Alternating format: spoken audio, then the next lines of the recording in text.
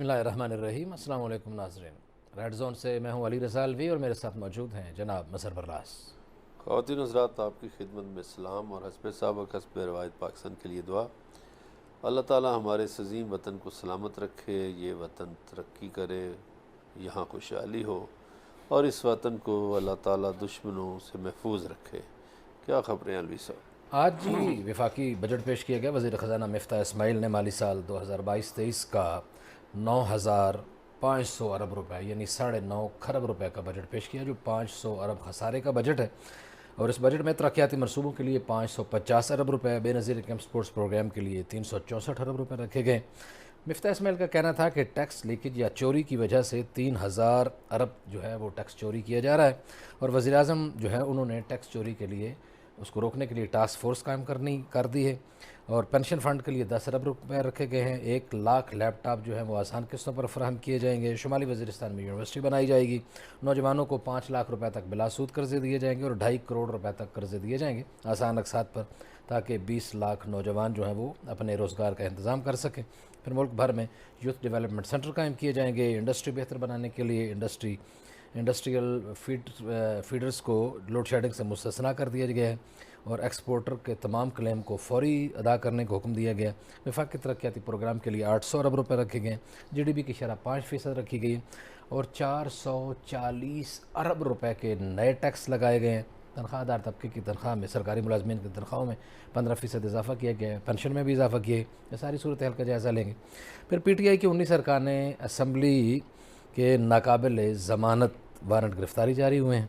Warrant 16 April کو Punjab assembly میں ہنگامہ آرائی پر کیے گئے ہیں۔ 11 مرد اور 8 خواتین شامل ہیں جن کے وارنٹ جاری ہوئے ہیں۔ ان میں کون کون لوگ شامل ہیں اور کون کون سی دفعات لگائی گئی ہیں، اس کا بھی جائزہ لیں گے۔ پھر ڈی جی ایف آئی اے نے جی ٹی وی کے پروگرام ریڈ زون کی خبر پر ایکشن لیتے ہوئے تحقیقات کا حکم دیا ہے۔ جی ٹی وی نے اپنے پروگرام میں بتایا تھا کہ لاہور ایئرپورٹ پر 22 بچے جو بیرون ملک تعلیم حاصل کرنے کے لیے جا رہے تھے، انہیں آف لوڈ کر دیا گیا تھا۔ ان سے $50 جو ہے وہ رشوت طلب کی گئی تھی۔ اس خبر پر بھی بات ہوگی، اور بھارت بھی ہمارا موضوع سخن ہوگا اس پروگرام کا، کہ بھارت میں اسلاموفوبیا شدت سے بڑھتا چلا جا رہا ہے۔ وہاں کے گانے، وہاں کے نغمے، وہاں کے سماج میں اسلام اور مسلمان کے خلاف نفرت کو پروان چڑھایا جا رہا ہے۔ آخر اس کی کیا وجوہات ہیں، اس کا بھی جائزہ لیں گے۔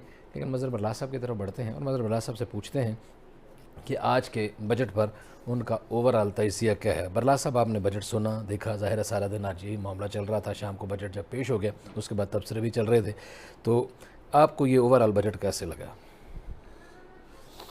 اچھا، میں سمجھتا ہوں کہ یہ بجٹ جو ہے نا بہت برا نہیں ہے۔ ٹھیک ہے۔ ان حالات میں یہ بجٹ ایسا ہی آنا تھا، اور بہت مشکل جو سوچا جا رہا تھا کہ بہت مشکل بجٹ ہوگا، وہ تو نہیں آیا۔ اگرچہ نئے ٹیکس لگے ہیں، لیکن اس میں لوگوں کا بھی خیال رکھا گیا ہے۔ تنخواہ دار طبقے کی تنخواہ، جیسے آپ نے فرمایا، 15% بڑھی ہے۔ یہ میرا خیال ہے کوئی 100% بڑھنی چاہیے تھی، جو مہنگائی ہے اس حساب سے۔ بالکل صحیح۔ پینشنرز کو انہوں نے 5% بڑھائی ہے پینشنز۔ تو بعض دیکھیے ایسے بوڑھے لوگ ہیں جن بیچاروں کی پینشن بہت کم ہے، جی۔ اور زندگی گزارنی ہے انہوں نے جب تک زندہ ہیں، تو اس میں بھی یہ 15% بڑھا دیتے ہیں۔ نہیں، وہ برلاس صاحب انہوں نے آتے ہوئے جو وزیر اعظم نے 10% بڑھائی تھی نا، اس کو اس میں ضم کر دیا۔ وہ کہہ رہے ہیں کہ وہ بھی اوورآل 15% ہو جائے گی۔ لیکن اس میں جو ایکچولی ان کو کام کرنا چاہیے تھا اس بجٹ میں، ٹھیک ہے، ٹیکس چوری کے، پاکستان میں ٹیکس چوری ہوتا ہے، یہ بالکل بجا ہے، اس کے راستے روکنے چاہیے۔ اور اس میں ہمارے جو بڑے تاجر ہیں، جو کراچی میں بھی ہیں، پشاور میں بھی ہیں، پنڈی اور لاہور میں بھی ہیں، یا فیصل آباد کی بھی سوترا منڈی میں، تو ان کے کاروبار کا کوئی حساب نہیں ہوتا۔ جی ہاں۔ یہ کروڑوں کماتے ہیں دن میں، اور کروڑوں کے سودے کرتے ہیں، اور ٹیکس نہیں ہوتا۔ اسی طرح 2 اور طبقات ہیں، جیسے وکلا ہیں، وکیلوں پر ٹیکس لگانے کی ضرورت تھی، اس لیے کہ وکلا بہت کچھ کماتے ہیں، کروڑوں ان کی ہوتی ہیں۔ بعض وکیل تو بہت مہنگے ہیں نا، کروڑ سے زیادہ، 5 کروڑ وہ لیتے ہیں اپنے کلائنٹ سے، تو ان پہ ٹیکس کوئی نہیں ہے۔ صحیح ہے، اسی طرح یہ جو ڈاکٹرز ہیں جنہوں نے کلینک بنا رکھے ہیں، بالکل صحیح ہے، ان کے کلینکس بہت سی کمائی کرتے ہیں، تو وہاں بھی ٹیکس لگنا چاہیے۔ کوئی شک نہیں۔ اس طرح ہمارا جو دیہاتوں قصبوں میں چھوٹے شہروں میں جو دکاندار ہے، آپ اس کو اس حساب میں نہ پڑیں کہ وہ کتنا کماتا ہے قصبے والا یا کتنا نہیں کماتا، آپ ایک فکس ٹیکس لگا دیں۔ یعنی آپ یہ کر دیں کہ جی 1000 روپیہ ٹیکس جو ہے وہ دیہات میں ہو، قصبے میں ہو، اس کو منتھلی 1000 روپیہ ٹیکس دینا ہوگا۔ صحیح ہے، آپ کو یاد ہے نا ہمارے ہاں وہ اپنا جپا صاحب آئے تھے جو ترجمان ہیں FBR کے، جی ہاں، تو انہوں نے یہ کہا تھا کہ بھائی ہمارے یہاں 80% دکاندار ٹیکس نہیں دیتے، صحیح ہے، تو اس کو ٹیکس نیٹ میں لے آئے، اچھا ہے۔ یہ پاکستانی لوگوں کو ہمسایہ ملکوں کی نقل کر لینی چاہیے، جیسے بنگلہ دیش کی پوری آبادی ڈیجیٹل ہے، جی ہاں، اور اس کا فائدہ یہ ہے کہ وہاں کوئی چوری نہیں کر سکتا ٹیکس، تو ان کو بھی نئے طریقے آزمانے چاہیے۔ بجٹ میں ٹیکسز نئے لگے ہیں اور ان ٹیکسز کا بوجھ ظاہر ہے عوام پہ پڑے گا، ٹھیک ہے، اس پہ حکومت کو غور کرنا چاہیے کہ لوگوں پہ کم سے کم بوجھ ڈالیں۔ صحیح، پھر یہ جو 3 سیکٹر ہیں اس پہ توجہ دینے کی ضرورت تھی، جو بجٹ میں شاید اتنی توجہ ان پہ نہیں دی گئی۔ مثلاً ہماری جو بجلی ہے، ایک تو بجلی مہنگی ہو گئی، دوسرا بجلی آ نہیں رہی، لوڈ شیڈنگ ہے، اس سے ہماری فیکٹریاں جو ہیں وہ بند ہو رہی ہیں، صحیح ہے، اور فیکٹریاں چلیں گی تو لوگوں کو مزدوری ملے گی، فیکٹریاں چلیں گی تو لوگوں کو روزگار ملے گا۔ اس میں حکومت کو چاہیے تھا کہ انڈسٹری کو کوئی ریلیف دیتی، ٹھیک ہے، یا اس انڈسٹری کے لیے کوئی بجلی کا بندوبست کرتی۔ صحیح، اسی طرح جو انڈسٹری گیس پہ چلتی ہے وہاں بھی ریلیف نہیں دیا گیا، گیس 45% مہنگی کر دی، اور پیٹرولیم سیکٹر میں بھی مہنگائی کا آپ کو اندازہ ہے۔ تو یہ 3-4 چیزیں وہ ہیں جن سے چیزیں مہنگی ہوتی ہیں یا روزگار کے دروازے کھلتے ہیں۔ ٹھیک ہے، اور ایون ہماری جو ریڑھ کی ہڈی ہے زراعت، اس کے لیے بھی دیکھیے ڈیزل کی بہت ضرورت ہے، اس کے لیے بجلی کی ضرورت ہے، اور اس کے لیے گیس کی بھی ضرورت ہے۔ اب لوگ سوچیں گے کہ یہ ایسی بات میں نے کیوں کر دی ہے۔ دیکھیے گیس اور بجلی یہ 2 چیزیں چاہیے آپ کو کھاد بنانے کے لیے۔ صحیح ہے، کھاد فیکٹریوں میں بڑی یوز ہوتی ہے گیس، تو جب گیس ہی آپ نے 45% مہنگی کر دی تو یقیناً وہ کھاد مہنگی ہوگی۔ درست ہے، پیٹرولیم سیکٹر میں مہنگائی سے وہ جو کیریج ہے وہ پڑے گا، تو وہ کسان کو جو 2000 میں بوری پڑتی تھی یا 3000 میں پڑتی تھی وہ 5-6 میں پڑے گی۔ صحیح ہے، تو یہ 3 چیزوں کو ایڈریس کرنے کی ضرورت تھی۔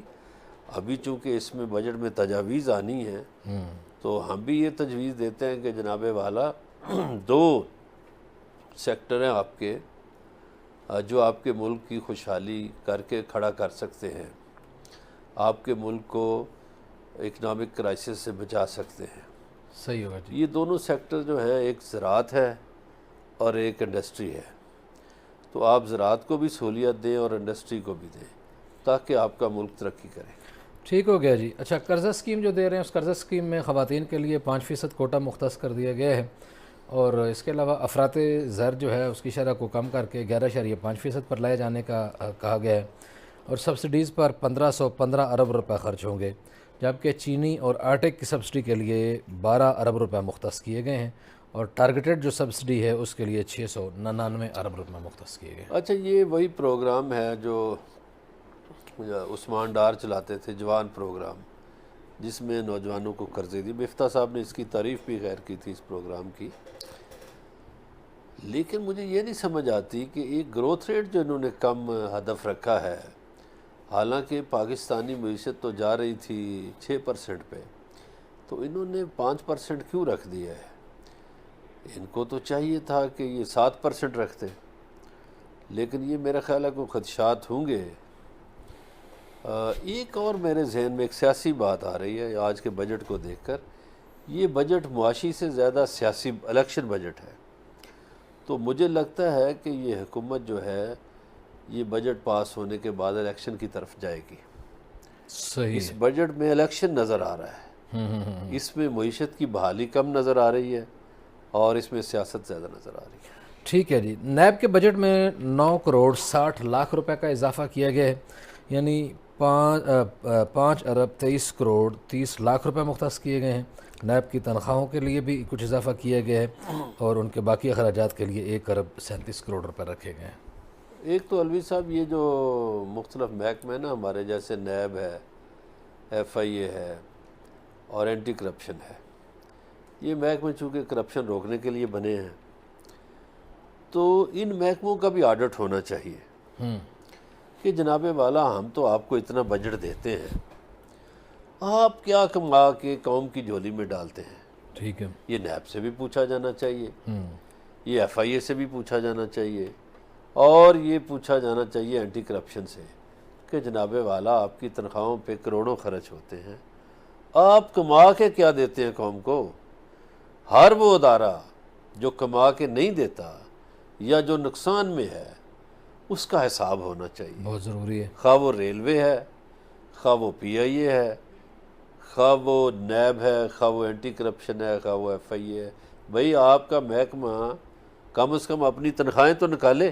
ایسے ہی ہے، بالکل ٹھیک۔ آپ کی تنخواہیں اتنی ہیں، یہ جیسے ریلوے ہے پاکستان کی، اب پاکستانی ریلوے کا حساب یہ ہے کہ جب انگریز یہاں سے چھوڑ کے گیا تو 14,000 کلومیٹر ٹریک تھا، اب وہ 9,000 کلومیٹر ٹریک ہے۔ انڈیا جو ہے وہ ریلوے سے 30-32 ارب کماتا ہے اور ہماری ریلوے اتنا ہی خسارے میں جاتی ہے۔ خسارہ تو دور ہونا چاہیے نا۔ بالکل صحیح ہے، خسارہ بھی دور ہونا چاہیے، اور باقی اور بھی کچھ انسینٹیوز بھی دیے ہیں، کچھ سرکاری ملازمین کے لیے سہولیات مزید بھی دی ہیں، اور کچھ ٹیکسوں کی شرح بھی کم کی ہے، کچھ طلبہ و طالبات کے لیے بھی کوئی بڑے اچھی چیزیں لے کے آئے ہیں۔ کیا کیا کیا ہے ہم آپ کو بتائیں گے، ہمارے ساتھ رہیے گا، ملتے ہیں بریک کے بعد۔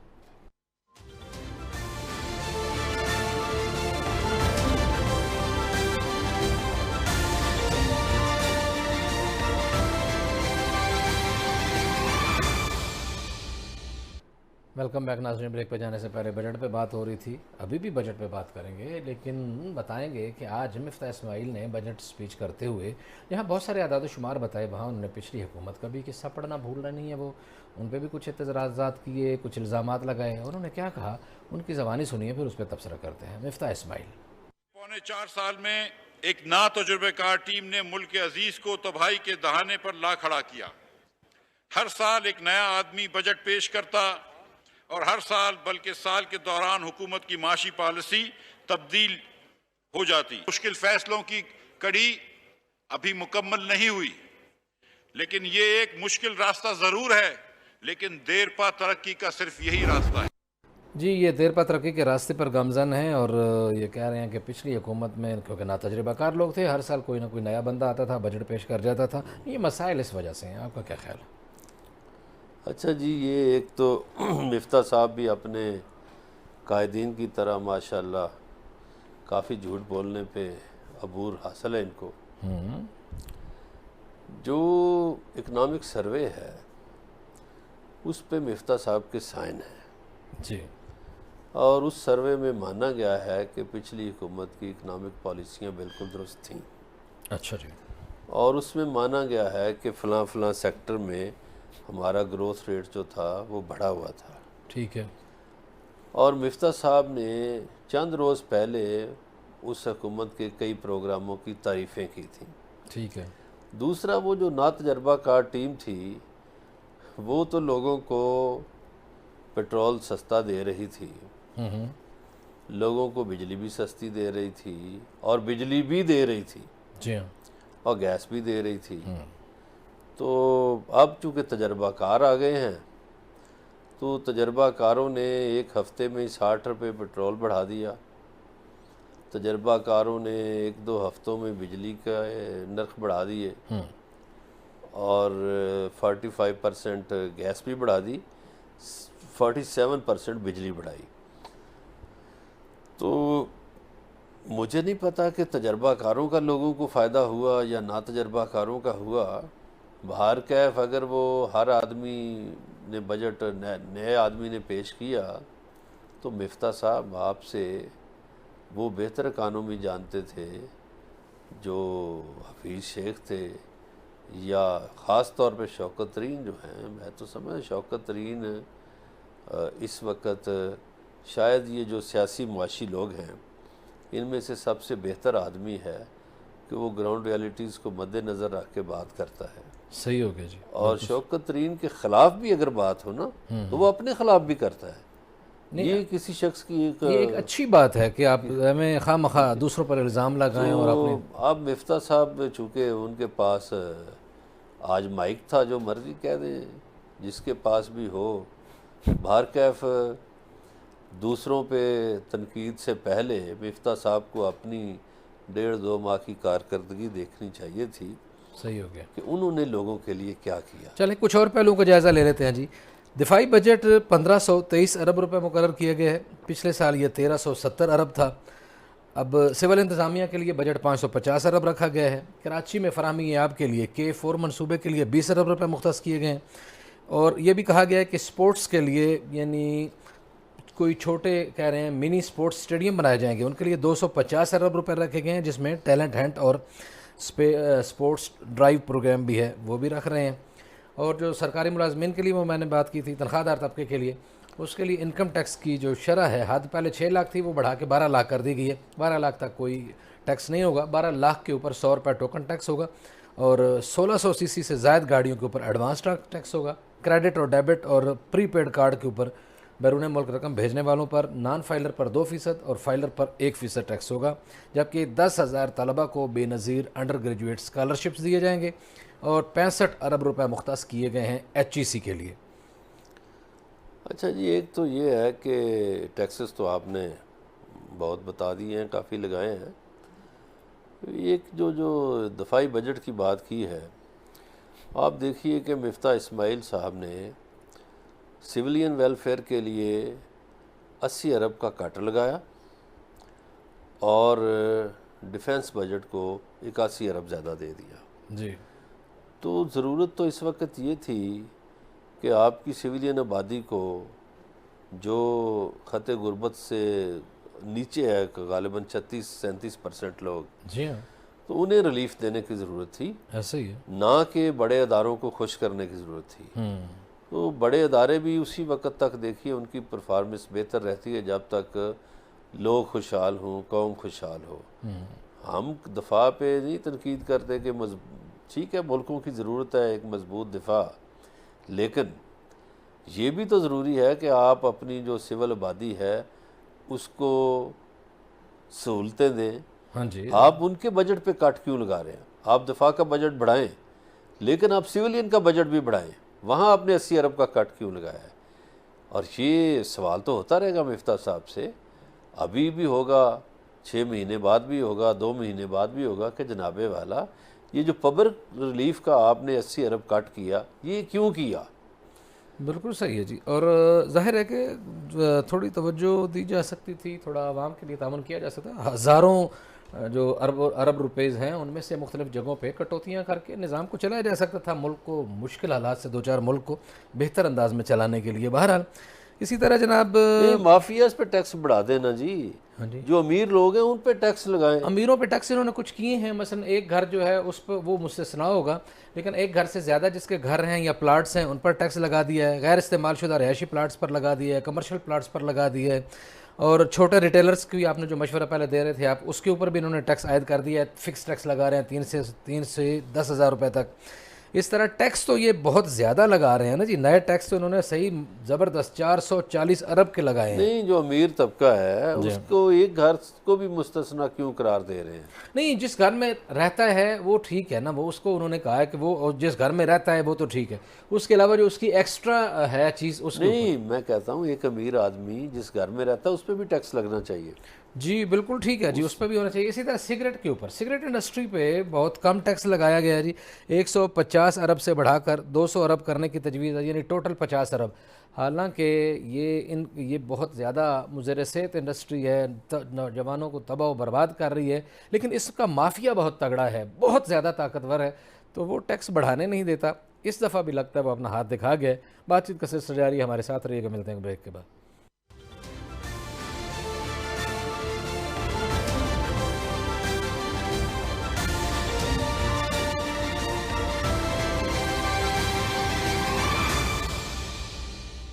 ویلکم بیک ناظرین. بریک پہ جانے سے پہلے بجٹ پہ بات ہو رہی تھی، تھوڑی سی بات بجٹ پہ اور بھی کرتے ہیں کہ بجٹ میں جہاں بے دریغ ٹیکسز لگائے گئے ہیں، وہاں تمباکو جو زہر ہے، جو جان لیوا ہے، جو بہت ساری بیماریوں کی ماں ہے اور جو بہت ساری سماجی برائیوں کی بھی ماں ہے، تمباکو نوشی کے اوپر ٹیکس کی شرح بہت کم تجویز کی گئی ہے، صرف 50 ارب روپے، جبکہ یہ انڈسٹری جو ہے اتنے تو روزانہ کی بنیاد پر کماتی ہے. مظہر برلاس صاحب آپ سے پوچھیں گے کہ کون سے ایسے طاقتور لوگ ہیں جو اس صنعت کے اوپر کوئی ٹھیک ٹھاک ٹیکس نہیں لگانے دیتے؟ الوی صاحب، پاکستان کی ایک بدقسمتی میں کہوں گا، بدقسمتی یہ ہوئی کہ 1985 کے بعد اسمبلیوں میں مافیاز نے اپنے نمائندے بھیجنا شروع کیے. صحیح. اس میں ٹرانسپورٹ مافیا کے نمائندے بھی آئے. صحیح. جیسے جب 91 میں نواز شریف کی کابینہ میں بلور صاحب وزیر بنے تو انہوں نے ریل کی مال گاڑیوں کو بھی روک دیا. صحیح. اور وہ جو ٹرانسپورٹ مافیا تھا اس نے کام دکھانا شروع کیا. پھر اس میں شوگر مافیا کے نمائندے بھی آئے اور سگریٹ مافیا کے نمائندے بھی ہیں. تو پاکستان میں جتنے مافیاز کام کر رہے ہیں وہ بدقسمتی سے ان کے نمائندے اسمبلیوں میں بیٹھے ہوئے ہیں. وہ اپنے اپنے کاروبار کا تحفظ کرتے ہیں، وہ اپنے کاروبار پہ چھوٹ مانگتے ہیں. ٹھیک ہے. اور یقین کیجئے کہ کچھ ایسے ہیں ہمارے مافیاز انڈسٹری سے وابستہ، جی جی، کہ ہم ان کو اربوں کی چھوٹ دیتے ہیں. جی ہاں. یعنی ان کو بجلی سبسڈائز دیتے ہیں، ان کو گیس سبسڈائز دیتے ہیں، ان کے مال کو لے جانے کے لیے سبسڈائز بہت سی چیزیں کر دی جاتی. وہ یہ عام آدمی کا پیسہ جو ہے وہ اشرافیہ کے منہ میں دیا جاتا ہے. ٹھیک ہے. اور یہ میں سمجھتا ہوں کہ اس روش کو بدلنے کی ضرورت ہے. صحیح ہے. مافیاز کو نکیل ڈالنا کام تو مشکل ہے، لیکن دنیا میں کوئی کام ناممکن نہیں ہوتا. صحیح ہو گیا. تو ہمیں چاہیے کہ ہم مافیاز کو نکیل ڈالیں، وہ سگریٹ مافیا ہو، وہ شوگر مافیا ہو، وہ سیمنٹ، کوئی بھی مافیاز، جتنے مافیاز ہیں پاکستان میں کام کرنے والے.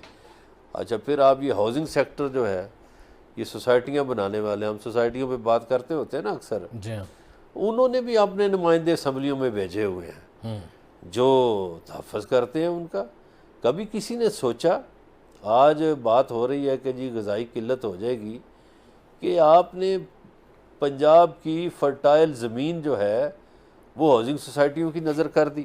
ایسا ہی ہے. آپ بنجر زمینوں پہ کیوں نہیں ہاؤسنگ سوسائٹیاں بناتے؟ آپ پوٹھوہار میں بنائیں.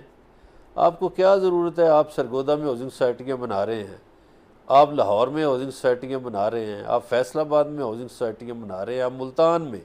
آپ کا آم جو تھا وہ دنیا میں مشہور تھا کہ جی ملتان کا آم جو ہے وہ سب سے اچھا ہے، لیکن اب آموں کی جگہ ہاؤسنگ سوسائٹیاں بن گئی ہیں.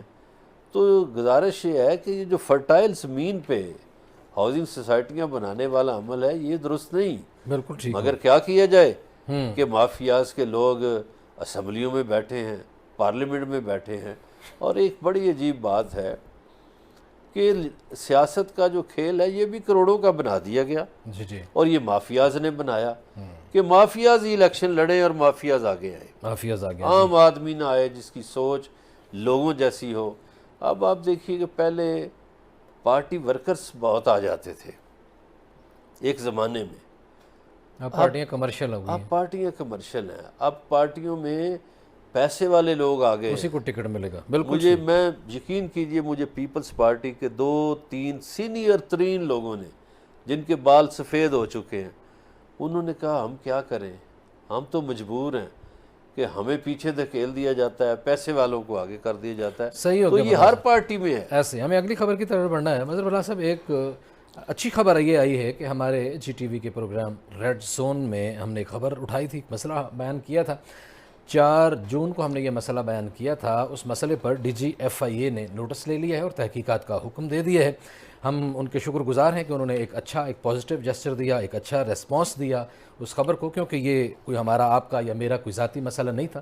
یہ 22 نوجوانوں کے زندگی کا اور مستقبل کا مسئلہ تھا. ڈی جی صاحب نے تو ایک بہت اچھا کام کیا، لیکن نیچے آپ کو پتہ ہے نا مظہر اللہ صاحب، ہر محکمے میں بڑے بڑے نالائق بیٹھے ہوتے ہیں، بڑے بڑے کاریگر بیٹھے ہوتے ہیں. تو کسی کاریگر نے ایک پریس ریلیز جاری کی ہے. ظاہر ہے سفارشوں پہ آتے ہیں، کوئی پولیس سے ایف آئی اے میں گھس جاتے ہیں، کوئی ایم این اے کے کوٹے میں آئے ہوئے ہوتے ہیں. تو اس نے جو ادھر کہا کہ جی ٹی وی سمیت مختلف جگہوں پہ یہ خبر تھی اور جس میں ایک جعلی خبر گردش کر رہی ہے. پہلے تو اس نے یہ فتویٰ لگایا کہ جعلی خبر گردش کر رہی ہے، اور آگے پھر کہتا ہے کہ ڈی جی صاحب نے نوٹس دے دیا ہے، لے لیا، اس واقعے کی انکوائری کا حکم دے دیا ہے. پھر یہ کہتا ہے آخر میں آ کے پھر کہتا ہے کہ ایف آئی اے اس بے بنیاد کہانی کی شدید مذمت کرتا ہے جو بغیر تصدیق کے میڈیا پر وائرل ہوئی ہے. یعنی ان کو ایک تو یہ پتہ ہی نہیں ہے کہ پریس ریلیز کیسے بنائی جاتی ہے. مجھے یہ لگتا ہے کہ اس بندے کو بالکل ککھ نہیں پتہ میڈیا کو ہینڈلنگ کیسے کی جاتی ہے، میڈیا کے ساتھ بات چیت کیسے کی جاتی ہے، اپنی خبر کا آپ اپنا رد عمل کیسے بیان کر سکتے ہیں. ایک تو میرا خیال ہے ایف آئی اے والوں کو کوئی پروفیشنل پی آر او رکھنا چاہیے جی ہاں، جو کم از کم پریس ریلیز کو ڈھنگ سے بنا سکے.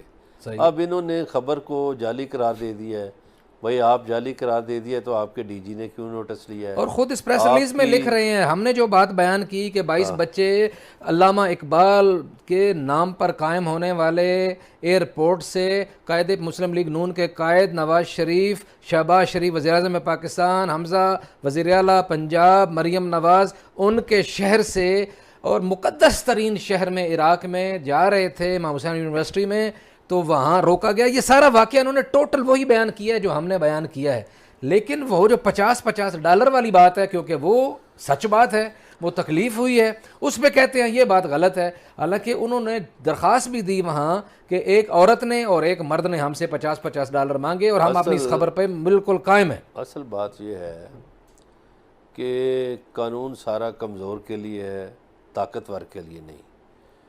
میں دیکھتا اس ایف آئی اے کو کہ جس دن ہارورڈ کے لڑکوں کو یہ روکتے، جی جی جی، میں دیکھتا اس ایف آئی اے کو جس دن یہ آکسفورڈ جانے والے لڑکوں کو روکتے، کیونکہ وہ امیروں کے بچے ہیں. ہاں جی، وہاں مجال ہے، وہ تو پروٹوکول کے ساتھ گھستے ہیں، نہیں وہ بیچارے ذلیل تھوڑے ہوتے ہیں. یہ چونکہ امام حسین یونیورسٹی میں جا رہے تھے، یہ غریبوں کے بچے ہیں، تو دورہ قانون تو ہے نا جی، سلوک دورہ ہے، رویہ دورہ ہے. تو یہ ہمیں، میں D G F I S سے بھی یہ کہوں گا کہ جناب والا آپ اپنے انڈر جو سٹاف ہے اس کو یہ بات سمجھائیں کہ وہ بطور انسان لوگوں کو ٹریٹ کریں. یہ نہ کریں کہ دورہ معیار رکھیں کہ کوئی ہارورڈ میں جا رہا ہے تو اس کے لیے اور معیار ہے، کوئی امام حسین یونیورسٹی میں جا رہا ہے تو اور معیار ہے.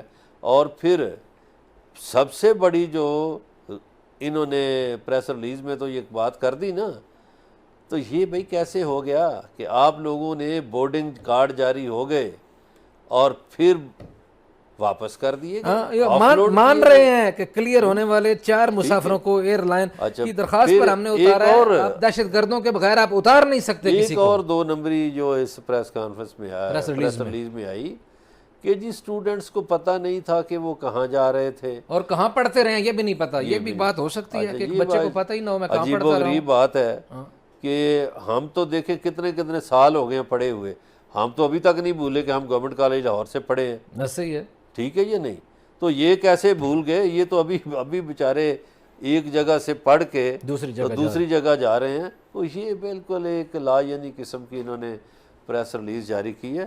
معاملات کو حل کریں اور اپنے سٹاف جو ہیں جو ایئرپورٹ پہ ڈیوٹیاں دیتے ہیں ان کو جناب والا میں یہ تو نہیں کہوں گا کہ پٹا ڈالیں، لیکن ان کو سمجھائیں کہ آپ لوگوں سے رشوت نہ لیں.